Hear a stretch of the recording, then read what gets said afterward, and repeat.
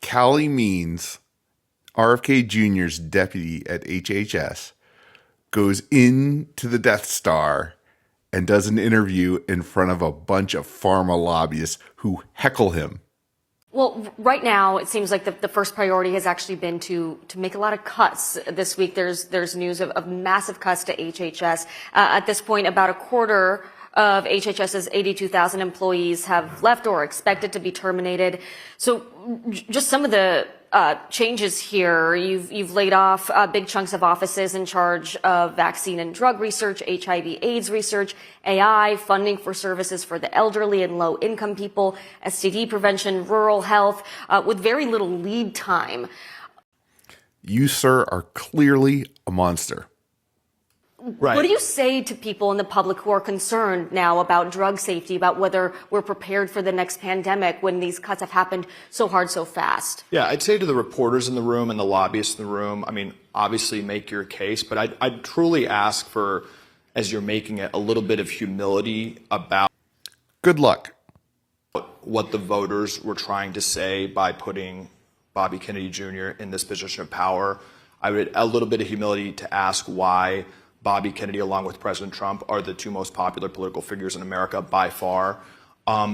What the voters were trying to say, and I think they were right, is that the system is really on the wrong track. That the existing health authorities, just demonstrably, the NIH oversaw, and this is just consensus at this point, the literal creation of a pandemic. The NIH, Whoa. What did he just say? whose goal is to promote American health, has overseen a devastation, just an abject devastation in American health over the past 20 years, with disease rates skyrocketing in America, leading the world of almost every single chronic disease, with rates of nearly every single chronic disease being at an all-time high among kids. There's been very little innovation with small pharma, with innovative therapeutics at the FDA. It costs $1 billion to get through the process. That's right. The government makes bringing a drug to market so expensive that only the big guys can really play. Now, it's interesting that the big guys all have their people in the regulatory agencies.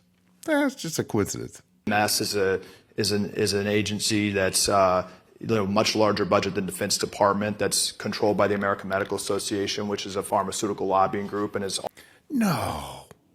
almost predominantly sick care. So there's real problems, and when you turn on CNBC, it's just a nonstop infomercial for pharma. It's a Sky Rizzi commercial followed by Scott Gottlieb saying how Bobby's killing people, followed by a breathless coverage of the measles outbreak and no mention of the mental health crisis. How does cutting a bunch of HHS solve that problem? It is insane. It is insane for you to insinuate that the thing standing between us and better health is more government bureaucrats. Like that. It is insane, but maybe there's a drug for that. That's not what I meant. That's not what I'm insinuating. That is what everyone's saying. It is absolutely insane to insinuate that it's some crime. It's not all bureaucrats. It's a lot of scientists. It's researchers. It's people who are making sure that I love the unearned, condescending tone here. Scientists fundamentally have overseen, just demonstrably, a record of utter failure. It would be insane. Is that funny? Is that not true? I'd love to hear how. The lobbyists in the audience are mad. So what metrics would you guys point to for how the scientific community, how the 4 times more per capita on healthcare spending that we spend in America versus other countries has produced innovation? Has there been one single chronic disease medication in modern American history that has lowered rates of the chronic disease? It is appropriate that the American Academy of Pediatrics right now, which is 90% funded by Pharma, is pushing Ozempic on 6-year-olds. Callie, why not? Made from Gila monster venom. That's a lizard in Arizona, by the way.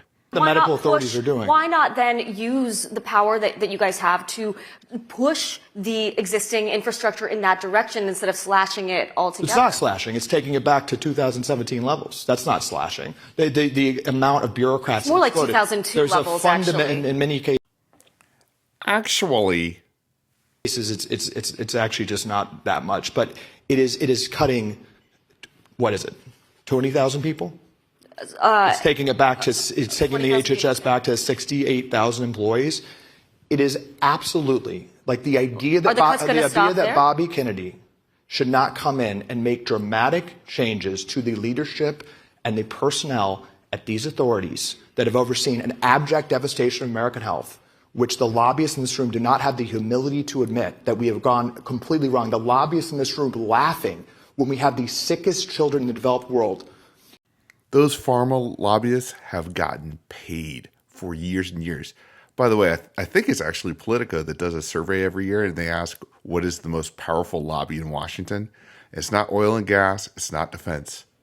It's pharma.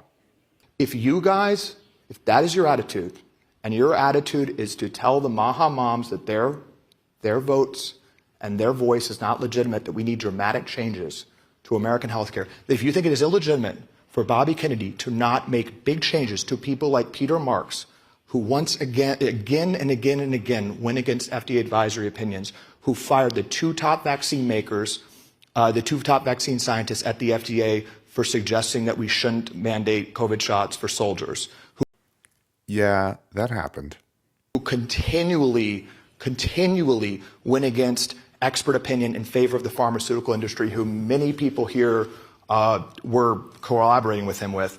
The fact that somebody like that can't be fired and he can't install tremendous people like Marty McCary and Jay Bhattacharya and Dr. Oz to start reforming these agencies and put in their people, of course he should do that. That's good on Callie Means for going in there and giving this talk in front of the Sith Lords sitting in the audience. You know, it's so hard to change anything in Washington. You know, one of the things that people always, the people who didn't like Trump particularly often said, well, hey, he didn't drain the swamp. Well, it's hard to drain the swamp. You know, the swamp creatures will heckle you as you're just talking common sense to the American people, as we see here. Anyway, we got to get Calley Means on a podcast.